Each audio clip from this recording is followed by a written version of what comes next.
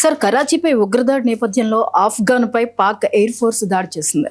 ఇక భారత్పై పాక్ ఆరోపణలు చేస్తోంది. అసలు అక్కడ వాస్తవ పరిస్థితి ఏంటి సార్? ఎస్ అండి, ఇప్పుడు కరాచీ పాకిస్తాన్లో అతిపెద్ద సిటీ, పాకిస్తాన్ ఆర్థిక రాజధాని కరాచీ మీద టీటీపీ తెహ్రీక్ ఈ తాలిబాన్ పాకిస్తాన్ యొక్క అనుబంధ సంస్థ ఒకటి అక్కడ తీవ్రవాద దాడి చేయడం, ముఖ్యంగా 3 ఆర్మీ జవాన్ చనిపోవడం, కొన్ని సివిలియన్ చనిపోవడం, తర్వాత వచ్చిన తీవ్రవాదుల్లో 3 చనిపోవడం, ఒకళ్ళు పట్టుబడడం.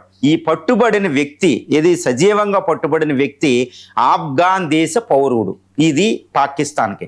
ఈ పాకిస్తాన్ ఏం చేస్తుందంటే ఇప్పుడు ఈ దాడి జరిపించింది ఇండియా టీటీపీ ద్వారా అని పెద్ద తీవ్రమైన ఆరోపణ చేసింది. వెంటనే minister of external affairs minister మనం వెంటనే నిర్ద్వందంగా దాన్ని తిరస్కరించాం. వీ రిఫ్యూటెడ్ అనమాట, చాలా స్ట్రాంగ్లీ. ఏ విధంగా?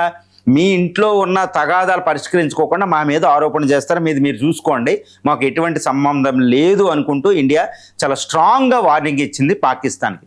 ఇది ఎలా ఉండగా ఇప్పుడు కరాచీలో ఏంటంటే ఈ ఉగ్రవాద దాడితో అల్లాడిపోయింది పాకిస్తాన్. స్టాక్ మార్కెట్ కూడా అక్కడ పడిపోయింది. ఇప్పుడు ఈరోజు మనం చూడవచ్చు అనమాట, పాకిస్తాన్ అంతా హై అలర్ట్ అయిపోయింది. ఎంత దారుణమైన దాడి అంటే ఇప్పుడు కరాచీ స్తంభించిపోయింది ఆ దాడితో. ఆ దాడి 2:30 గంటలు, మధ్యాహ్నం 2:30 గంటలకు జరిగిన దాడి ఒక భయోత్పాతం క్రియేట్ చేసింది అతిపెద్ద ఆర్థిక రాజధానిలో.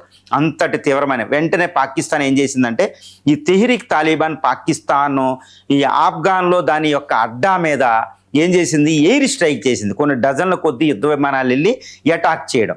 దీంతో వెంటనే ఆఫ్ఘనిస్తాన్ కూడా వెంటనే అదిరిచ్చిపోయే దాన్ని కూడా రేంజర్స్ని బోర్డర్ వెంబడి, జోరాన్ లైన్ వెంబడి అది కూడా అలర్ట్ చేసింది. ఒక రకంగా చెప్పాలంటే ఇది మళ్ళీ పాకిస్తాన్ ఆఫ్ఘాన్ల మధ్య టెన్షన్, మళ్ళీ పాకిస్తాన్ ఆఫ్ఘాన్ల మధ్య యుద్ధానికి దారితీసే పరిస్థితి. ఇప్పుడు ఆఫ్ఘాన్ కూడా తాలిబాన్ ప్రభుత్వం చెప్తుంది, మా మీద మీరు అటాక్ చేశారు కాబట్టి మేము మీ మీద అటాక్ చేస్తాం, సిద్ధంగా ఉండని అది చెప్తుంది. అసలు జరిగిన విషయం ఏంటంటే టీటీపీ తెహ్రీక్ తాలిబాన్ పాకిస్తాన్ అనేది ఒక తీవ్రవాద సంస్థ. ఇది ముఖ్యంగా ఈ యొక్క Pakistan north western frontier province, అటువైపు హెల్మండ్ ప్రావిన్స్, ఆఫ్ఘనిస్తాన్ 2 ఏరియాలో పఖ్తూన్ అనే ఈ పఠాన్స్ ఉండే పఖ్తూన్ తెగకి సంబంధించిన అన్నమాట టీటీపీ. ఈ నేత ఏంటంటే అసిమ్ మునీర్నే డైరెక్ట్ ఛాలెంజ్ చేస్తున్నాడు, నువ్వు ఫైట్ చేయడం కాదు, యుద్ధ రంగంలో సైన్యాధ్యక్షుడు కదా, రా అన్నట్టు.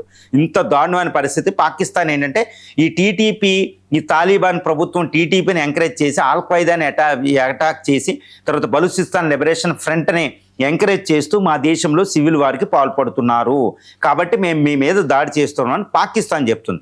ఆఫ్ఘనిస్తాన్ అంటుంది అది నీ తీవ్రవాద సంస్థ, మాకు ఎటువంటి సంబంధం లేదు, మాకు అంత సమయం కూడా లేదు, మా పరిపాలన మేము దృష్టి పెట్టుకున్నామని ఆఫ్ఘాన్ చెప్తుంది. ఇది ఒక వివాదాస్పద అంశం.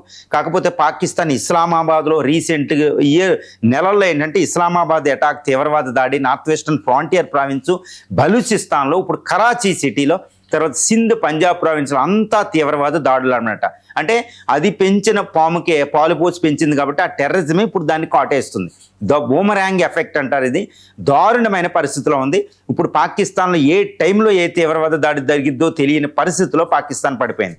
అది పెంచిన ఇప్పుడు హఫీజ్ సయ్యద్, జైషీ ముజాహిద్దీన్లు వీళ్ళు ఈ తాలిబాన్ ఎంకరేజ్ చేసినట్టు ఆ తాలిబాన్ అందరూ కూడా దానికి కక్ష కట్టున్నారు. పాకిస్తాన్ ఎయిర్ ఫోర్స్ వెళ్ళి ఆఫ్ఘాన్ మీద అటాక్ చేసిన తీవ్రవాదుల విషయంలో మాత్రం వాళ్ళదే పై చేయంది ప్రస్తుతం. మరి ఇలాంటి పరిస్థితి ఎలా తట్టుకుంటుంది పాకిస్తాన్ అంటే మరి ఈ పాకిస్తాన్ ఇప్పుడు శాంతి ఒప్పందాలు మీడియేటర్కి వెళ్ళడం, ఇది పరిస్థితి. ఇది ఒక ఫెయిల్డ్ స్టేటు, ఎకనామికల్ ఎన్నో ప్రాబ్లమ్స్ ఉన్నాయి. కాబట్టి ఈ కరాచీ తీవ్రవాద దాడి అనేది పాకిస్తాన్ ఎంత డేంజర్లో ఉందో టెర్రరిజం విషయంలో అనేది బయట పెట్టిందండి.